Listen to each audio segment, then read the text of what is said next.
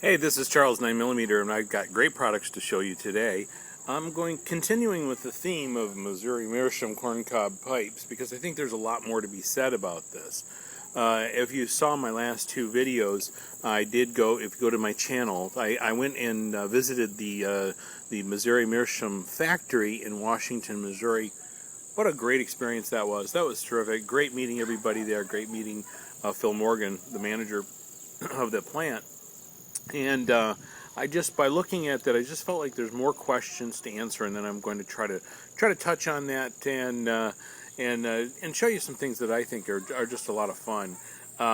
If you like this hobby or you're considering getting into the hobby of pipe smoking, the first thing that people always say is, well, I don't. How much is that going to cost?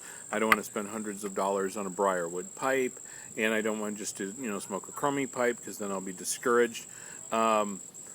The big solution is the corncob pipe. The corncob pipe provides an excellent smoke on the level of some of the highest priced, best made briars.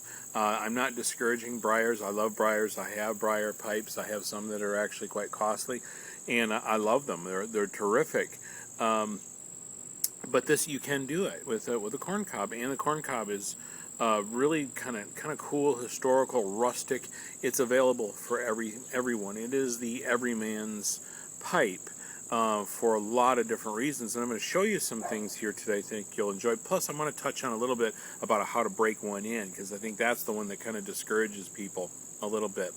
I have had this new one. This is one of their new styles, and this is one, if you have time to sit around, it's called the Cobbett Wizard.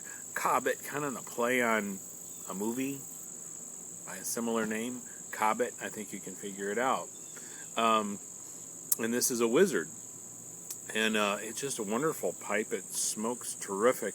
It has a big pipe to chamber, and of course you can't walk around holding this one in your teeth, so you better sit down. If you've got a long book to read, or you've got some surfing on the internet to do, this would be great. This would also be great around a campfire.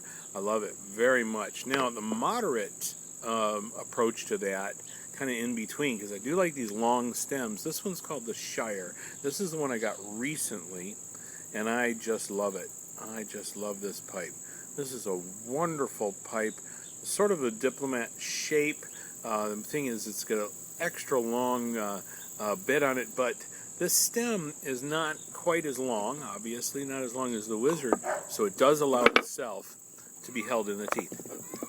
You see that? Really comfortable. Again, really great, a great pipe.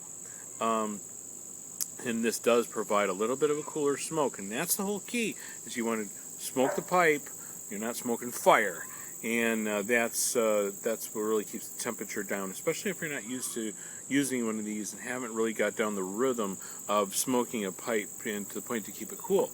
It's a little bit of an art. Now, I do want to show you a couple other things here.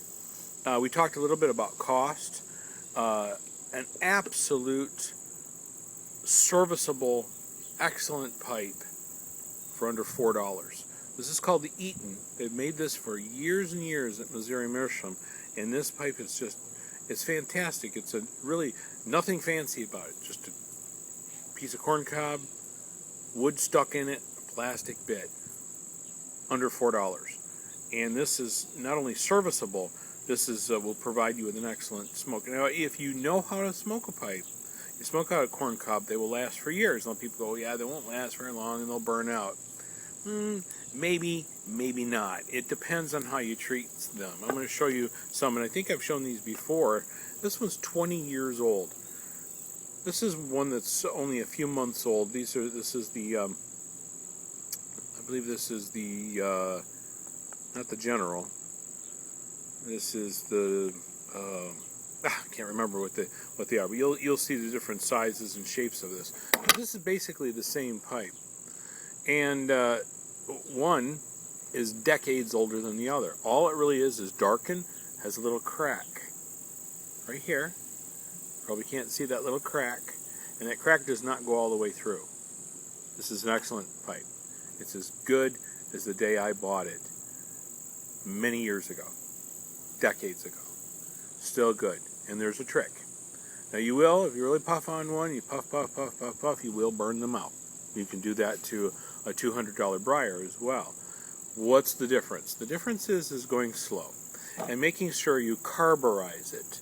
And how you carburize it is you start out very slow. You fill the tobacco chamber very low. Not the first time, you don't fill it all the way up, just real low. And you just burn off that fresh wood at the bottom. See, this one's unsmoked.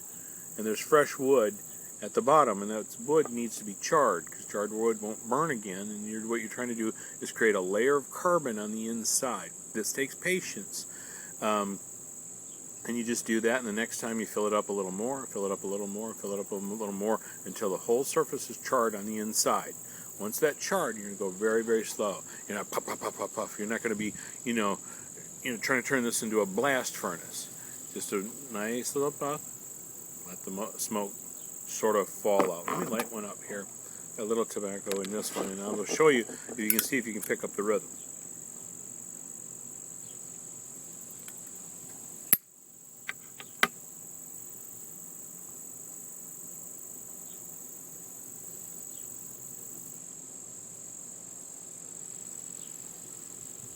Now, that's all it really takes. And you notice that I'm not puffing real hard. Getting it lit and tamped. Not enough time in this video to show you all that, but that's an important aspect of it. Get it tamped down so you're pushing the burning embers continually down into the unburnt tobacco, because the fire's on the top. It's not at the bottom. It's not a campfire. So the fire has to be pushed down as it burns. And that's what you're doing with your little tamper. And there's all sorts of tools that you can get. Some people use golf tees. Very nice. In fact, you can get a Missouri Meerschaum golf tee and just use that. It's real gentle. Not in a hurry. Big difference from cigarette smoking. And you cigarette smokers, I would really consider this.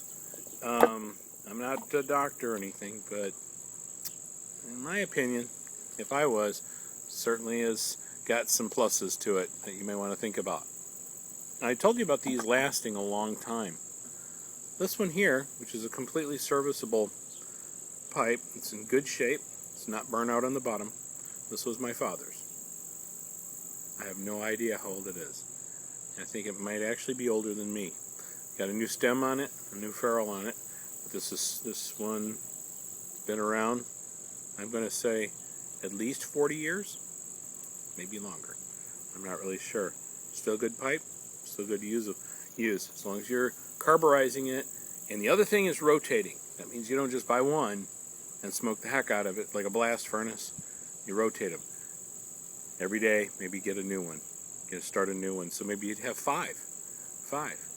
If you're smoking a pipe every day, 5 would be great. If you're smoking every other day or just on the weekends, maybe 3. And they start to get a little. You can kind of taste it. It starts to get a little wet. Smell a little bit, maybe a little burns, that little char flavor you get. Clean it out real well, let it rest for a few days, it'll be good and good to go. This one here is from the 1970s, unsmoked. Picked that up in Missouri on my way down to the Missouri Meerschaum plant. It's in perfect shape. They used to use the foil sticker on the back. First they went to the paper years ago, then they went to foil in the 1970s, and then they went back to paper. So you can kind of date that right around the 1970s. So probably if this is 1970, I was a child back then. So beautiful pipe, real lightweight. Haven't considered whether I'll smoke it or not. Maybe not. Maybe I'll hang on to it. But that's kind of the whole deal. The really one you want to consider is these new Cobbett, the Cobbett line, which is terrific. I think you'll have a great time with this, especially if you're a smoker. And remember, this is it's not a race. You want to make an adult decision. This is something that is not for everyone, but if you are a smoker, pipe smoker, and you're an adult, really give this a consider. And if you're going to consider a pipe, first consider a corn cob, because you can get a very good smoke for very little money, and it's a superior smoke. It's going to really give you a good experience in the beginning, and I think you'll be happy. And if you want to move on to briars or whatever and get into the whole crazy collection hobby, that'd be terrific. But in the meantime, you can really enjoy a nice cool smoke, without investing too much at all. Thanks for watching. Take care. Bye-bye.